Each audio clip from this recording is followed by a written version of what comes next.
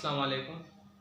आज हमने स्टार्ट करना है biology and the service of Mankind. इसमें हम क्या पढ़ते हैं कि बियोलॉजी के इंसानियत के लिए क्या फ़वाइद हैं, बियोलॉजी ने इंसानों के लिए कौन कौन से काम किए हैं। यानी बियोलॉजी का सिंपल ये कहते हैं कि बियोलॉजी का इंसानों के लिए क्या फ़ायदा है।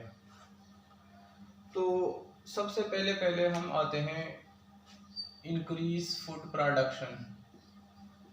इंक्रीज फूड प्रोडक्शन, चूँकि हम सबको पता है कि न सिर्फ पाकिस्तान की बल्कि पूरी दुनिया की पॉपुलेशन दिन ब दिन बढ़ती जा रही है। इंक्रीज इन पॉपुलेशन, जिसकी वजह से पॉपुलेशन ज़्यादा हो रहा है, आबादी बढ़ रही है, लिहाजा हमें खुराक भी ज़्यादा चाहिए। तो ये भी हमारे पास करंट डे का एक प्रॉब्लम है। हम सोचते हैं कि अगर हमारे पास 100 साल हम आगे जाएंगे और पॉपुलेशन इसी रफ्तार से बढ़ेगी तो हमारे पास खुराक की कमी आएगी। लेकिन इस खुराक की कमी को बियोलॉजी की बदौलत हम क्या कर रहे हैं, पूरा कर रहे हैं। दूसरा हमारे पास है कम्बेटिंग ऑफ डिजीज, कम्बेटिंग ऑफ डिजीजेस। यानी बायोलॉजी की बदौलत हम क्या करते हैं, बहुत सारे नई बीमारियां आते हैं, उसको डायग्नोस करते हैं और इसका ट्रीटमेंट ढूंढते हैं। अगर मैं कुछ नाम बताऊं किस तरह हमारे पास क्या है, एड्स है, हमारे पास मलेरिया है, हमारे पास डेंगू फीवर है और इवन जो अभी कोरोना वायरस है। तो ये जितनी भी बीमारियां, हज़ारों के हिसाब से बीमारियां हैं, हम उसको डायग्नोस करते हैं, इसका ट्रीटमेंट ढूंढते हैं। तो ये हमारे पास पॉसिबल है बायोलॉजी की बदौलत। थर्ड हमारे पास है protection and conservation of environment. Protection and conservation of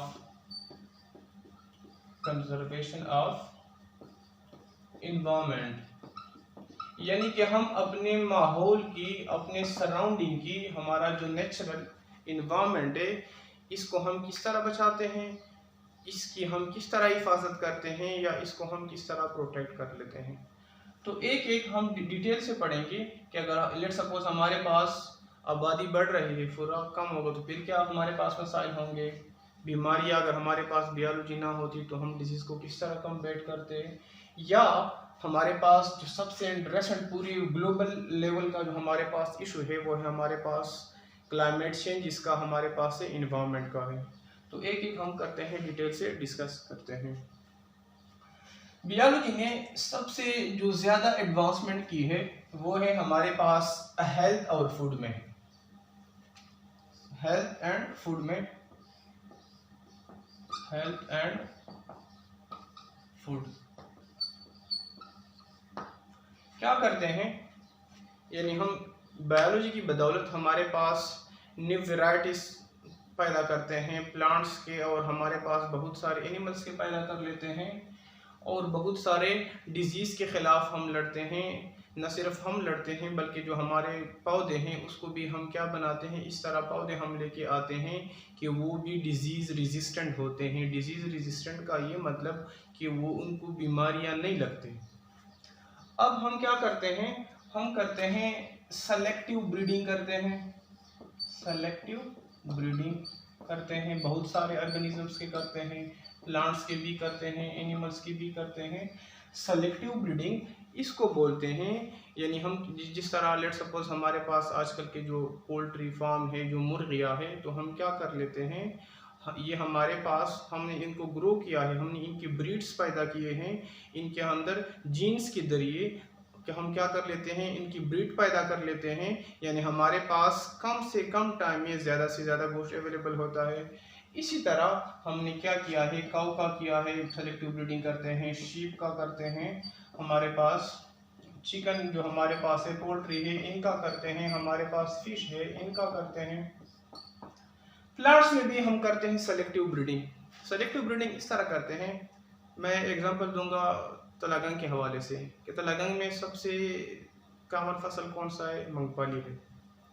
अब मूंगफली तो हर एक लगाते हैं, अब हम चाहते हैं कि हम ऐसी मूंगफली लगाए कि एक ही पौधे के अंदर मूंगफली भी ज़्यादा हो, फलियाँ भी ज़्यादा हो, और एक ही फली के अंदर क्या हो, जो मूंगफली के दाने हो वो भी ज़्यादा हो। तो ये हम करेंगे सेलेक्टिव ब्रीडिंग करेंगे, यानी हम क्या करेंगे, इसको हम स्टडी करते हैं, इसको हम कहते हैं जेनेटिक इंजीनियरिंग। जेनेटिक इंजीनियरिंग, इसकी बदौलत ये हमारे पास क्या है, ये हमारे पास पॉसिबल है। और हम क्या कर लेते हैं, साइंटिस्ट ने, जो बोटानिस्ट है, जो जेनेटिक इंजीनियर्स है, उन्होंने बहुत सारे किए इस तरह, क्या कर लेते हैं, इसकी बदौलत हम दो करते हैं ज़्यादातर। एक जो हमारा डिजायर करेक्टर होता है, डिजायर करेक्टर, दूसरा हमारा जो डिजीज कम्बेटिंग या डिजीज रेजिस्टेंस।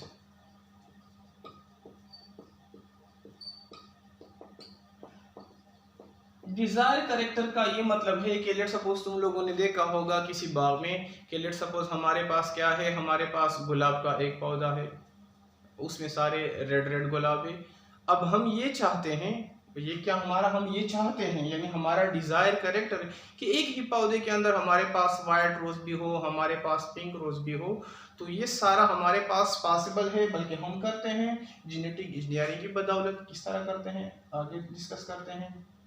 डिजीज रेजिस्टेंस, यानी एनिमल्स को, प्लांट्स को बहुत सारे वहाँ पे पैथोजन अटैक करते हैं, पैरासाइट अटैक करते हैं, इनके अंदर डिजीज पैदा करते हैं। अब हमने जेनेटिक इंजीनियरिंग की बदौलत ऐसी टेक्निक लेके आए हैं कि हमारे पास जो प्लांट्स है या जो एनिमल्स है वो बीमारियों के लिए रेजिस्टेंट पैदा करते हैं, यानी उससे बीमारियां नहीं लगते। जेनेटिक इंजीनियरिंग में हम क्या कर लेते हैं, यानी ये सब हमारे पास है जीन्स की बदौलत। हम क्या लेके आते हैं, जीन लेके आते हैं, यानी जीन के जो हमारा डिजायर होता है। लेट सपोज हम क्या कहते हैं कि ऑस्ट्रेलिया के हमारे पास जो गंदम है वो क्या है, ज़्यादा मशहूर है कि इनके दाने बड़े बड़े होते हैं, और एक ही गंदम के दाने से हमारे पास जो गंदम का पौधा पैदा होता है उसमें 100 से 120 दाने होते हैं। अब हम ये चाहते हैं कि यही गंदम हम पाकिस्तान में भी इंट्रोड्यूस लेके आए। क्यों लेके आए, क्योंकि हमने क्या कहा था कि पॉपुलेशन बढ़ रही, पॉपुलेशन बढ़े तो हमने खुराक भी ज़्यादा करना है। खुराक किस तरह ज़्यादा करना है, हमने बायोलॉजिकल मेथड्स यूज़ करने हैं।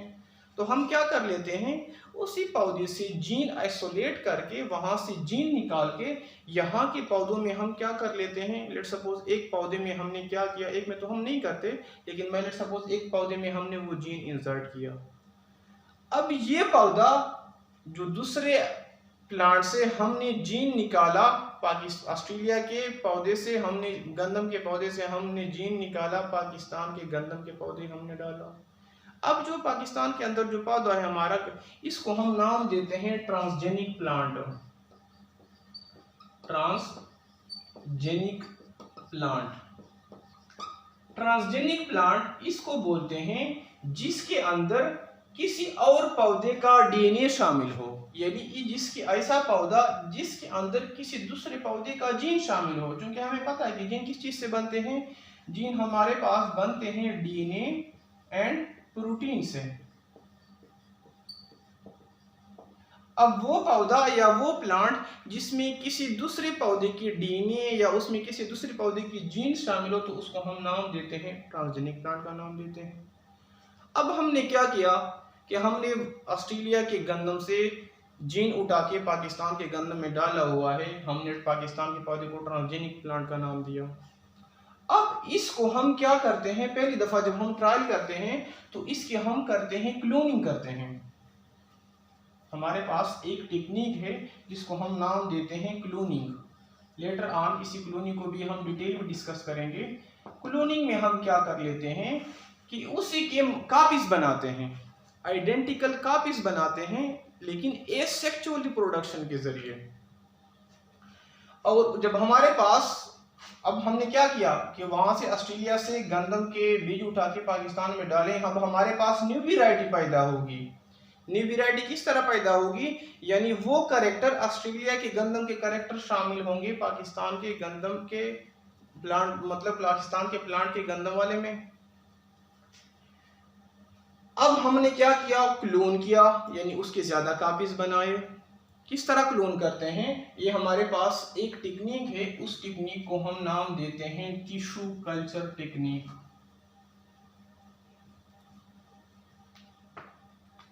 टिश्यू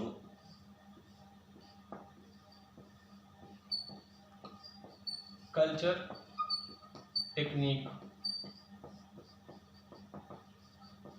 टिश्यू कल्चर टेक्निक में ये होता है कि हम किसी भी सेल को या किसी भी टिश्यूज को हम उसकी ग्रोथ करते हैं आर्टिफिशियल मीडियम में, यानी ह्यूमन बॉडी में या लिविंग ऑर्गेनिज्म के बॉडी में नहीं होता, बल्कि हम किसी सेल की या टिश्यू की ग्रोथ करते हैं आर्टिफिशियल मीडियम के लिए। उसके लिए सारा उसी तरह इन्वायरमेंट हम लेबोरेटरी में आर्टिफिशियल तौर पे पैदा करते हैं, जो कि एक लिविंग ऑर्गेनिज्म के बॉडी का होता है, जिसमें हमारे पास पीएच है, टेम्परेचर है, हमारे पास न्यूट्रिएंट्स है। तो इसकी बदौलत हम क्या कर लेते हैं, हमारे पास डिजायरेबल प्लांट भी हम पैदा करते हैं। ये तो मैंने गंदम का एग्जांपल दिया, इस तरह बहुत सारे प्लांट्स है, बहुत सारे हमारे पास एनिमल्स है। न सिर्फ वो डिजायर कैरेक्टर हम लेके आना चाहते हैं, बल्कि हम डिजीज रेजिस्टेंट यानी ऐसे पौधे और ऐसे एनिमल इंट्रोड्यूस करवाते हैं कि उसको बीमारियां भी नहीं लगती। अब हमारे पास क्या है, प्लांट पैथोजेनिक फंजाई। प्लांट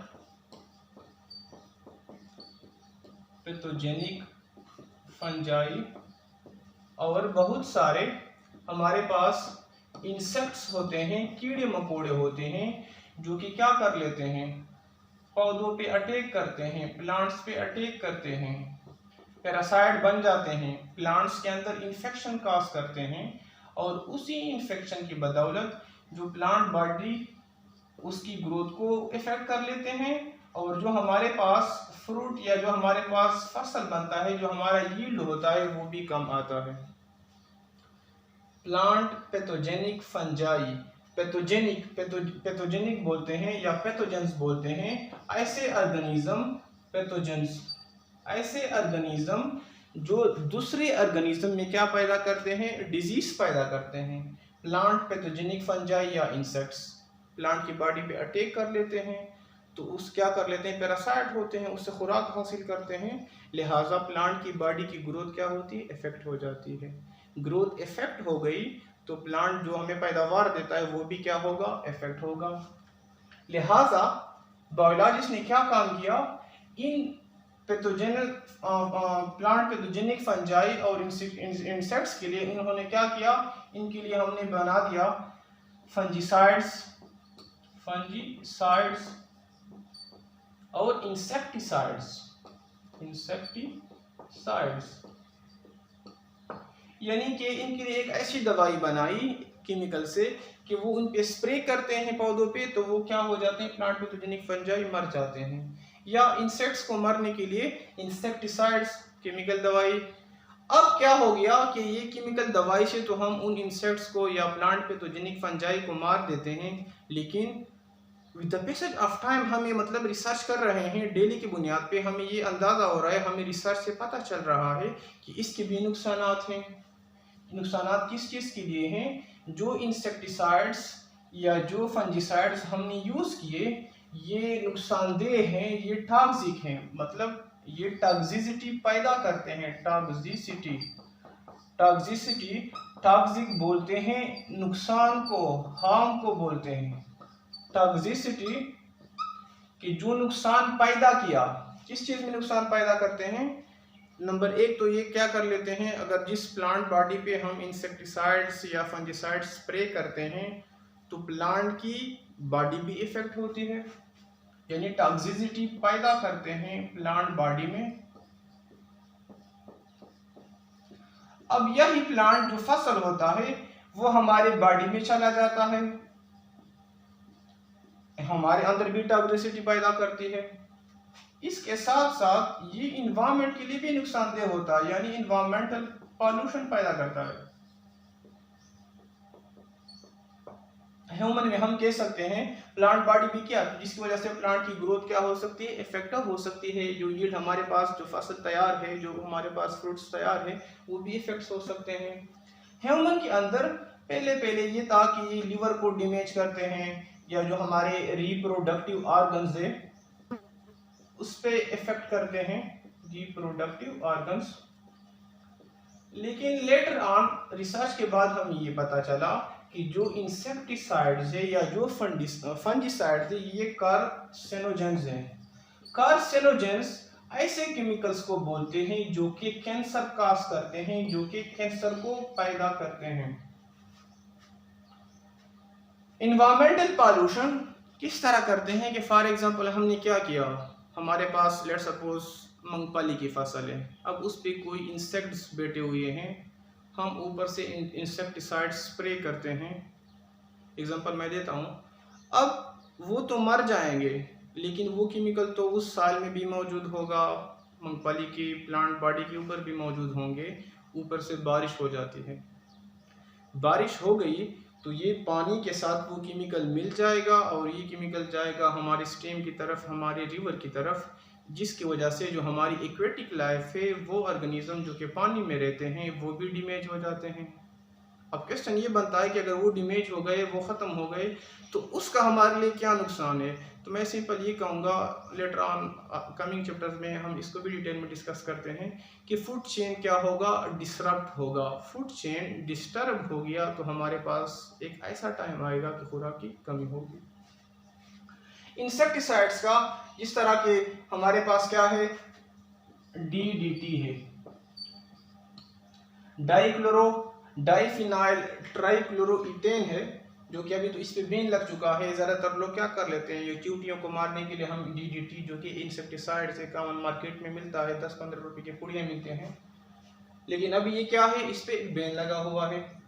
अब क्या किया, यानी पहले टाइम में बायोलॉजिस्ट ने खुद इंसेक्टिसाइड्स को, फंजिसाइड्स को, पेस्टिसाइड्स को, इन कीड़े मार दवाई और ये जो हमारे पास पेस्ट हैं या हर्बिसाइड्स है इसको मारने के लिए केमिकल। लेकिन अब हम क्या कर लेते हैं, एडवांसमेंट के साथ साथ, न्यू रिसर्च के साथ साथ हमें ये पता चला बल्कि इसको कंट्रोल करने के लिए हमारे पास क्या है, बायोलॉजिकल कंट्रोल है। बायोलॉजिकल कंट्रोल, बायोलॉजिकल कंट्रोल किस चीज़ को बोलते हैं, यानी हम कंट्रोल करते हैं लिविंग ऑर्गेनिज्म के जरिए। Control by means of living organisms, control by means of living organisms. इसका मैं सिंपल मिसाल दूंगा, रेड का एंड कैट का। अगर फॉर एग्जांपल हम क्या कर लेते हैं, किसी घर में या किसी गोदाम में या किसी ऐसे एरिया में जहाँ पे चूहे ज़्यादा हो जाए, तो न ये कि हम उस पर स्प्रे करें बल्कि हम बिल्लियाँ लेके आते हैं और उसके वो सारे चूहे खा जाते हैं। यानी एक ऑर्गेनिज्म को, एक लिविंग ऑर्गेनिज्म को हमने दूसरे लिविंग ऑर्गेनिज्म के साथ क्या किया, कंट्रोल किया। तो इसको हम नाम देते हैं बायोलॉजिकल कंट्रोल। अगला हमारे पास है integrated disease management. Integrated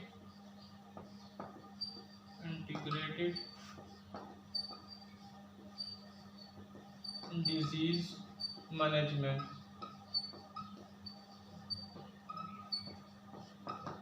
integrated बोलते हैं मिल के काम करने को, डिजीज मैनेजमेंट किसी भी बीमारी को कंट्रोल करना। यानी अगर प्लांट्स में कोई, हमारे फसल को कोई बीमारी लग जाए तो उस बीमारी को हम कंट्रोल करें। हमारे पास उसकी जितने भी इंतजामात है, हमारे पास इसके जितने भी बायोलॉजिकल कंट्रोल है, एक प्रॉपर तरीके से जब हम किसी बीमारी को कंट्रोल करते हैं तो इसको हम कहते हैं इंटीग्रेटेड डिजीज मैनेजमेंट। एग्जांपल क्या है कि लेट्स सपोज क्या आ गया, डेंगू बुखार है। अब डेंगू बुखार को हम किस तरह इंटीग्रेट, अगर डेंगू बुखार के लिए इंटीग्रेटेड डिजीज़ मैनेजमेंट ये होगा कि हम क्या कर लेते हैं, लोगों में आगाही मुहिम फैलाते हैं, उसको शऊर देते हैं कि हमने क्या करना है ऐसी जगह, क्योंकि हमें पता है कि डेंगू एक मच्छर की वजह से, मॉस्किटो की वजह से होती है।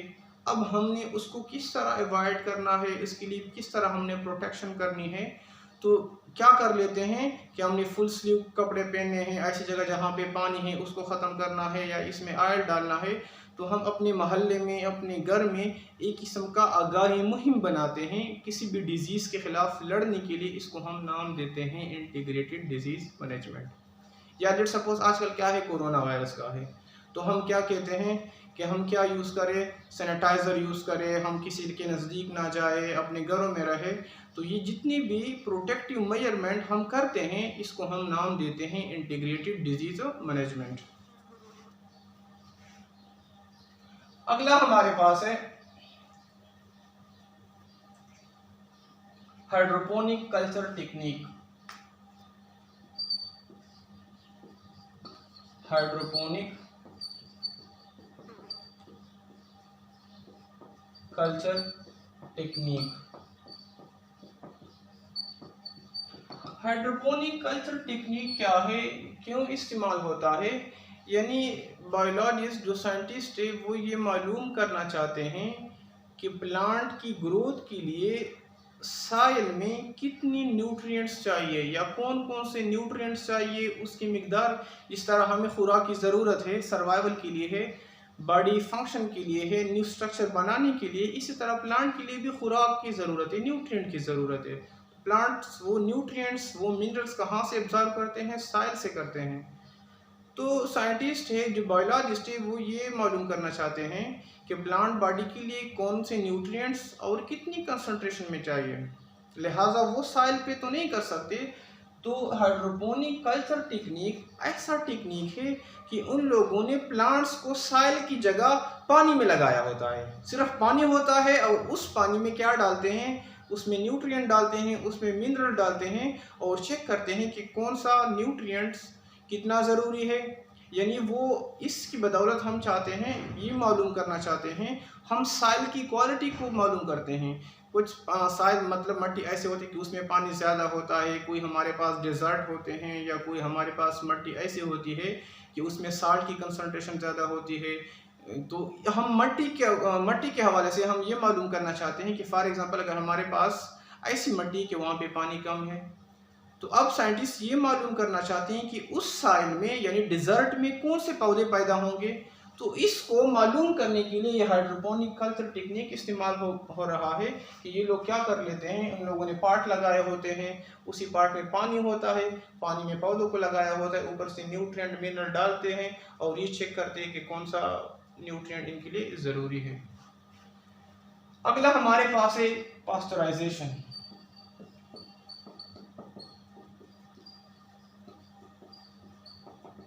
यानी हम क्या करते हैं, अपने फूड को प्रिजर्व करते हैं। यानी हम क्या करते हैं, खुराक हमारे पास होता है, अब हम कहीं दूर जाते हैं या खुराक को स्टोर करते हैं, तो हम कहते हैं कि हम कोई ऐसी टेक्निक करें कि जो हमारे पास खुराक ही ख़राब ना हो जाए। ख़राब किस तरह होता है कि उसमें माइक्रो ऑर्गेनिज्म की ग्रोथ होती है, वहाँ पे जो एंजाइम्स उसके अंदर होते हैं उसकी ब्रेकडाउन होती है, या उनके अंदर जो केमिकल बॉन्डिंग होती है उसकी ब्रेकडाउन होती है, फूड स्पाइलेज हमारे पास ना हो जाए।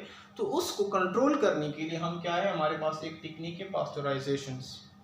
तो पास्चराइजेशन में हम क्या कर लेते हैं कि हम मतलब उनको गर्म करते हैं 100 डिग्री सेंटीग्रेड से कम टेम्परेचर पे, और उसमें कुछ सर्टेन केमिकल डालते हैं जिसकी बदौलत हम क्या कर लेते हैं, खुराक को स्टोर करते हैं, खुराक को प्रिजर्व करते हैं। जिस तरह तुम लोगों ने देखा होगा मिल पैक पे होता है, हमारे पास जो कैन फूड होते हैं कि एक्सपायरी डेट, तो एक्सपायरी डेट का मतलब ये होता है कि उस डेट के बाद इनके अंदर माइक्रो ऑर्गेनिज्म की ग्रोथ होगी, इनके अंदर एंजाइम की मतलब जो बॉन्डिंग है वो भी टूट जाएगी, तो हमारे लिए क्या होगा, नुकसान की बात है। तो ये हमारे पास क्या है, ये हमारे पास वैसे तो बहुत सारे बायोलॉजिकली इंसानों के लिए फ़ायदे हैं, लेकिन चंद हमने यहाँ पे डिस्कस किए हैं। That's all about the topic.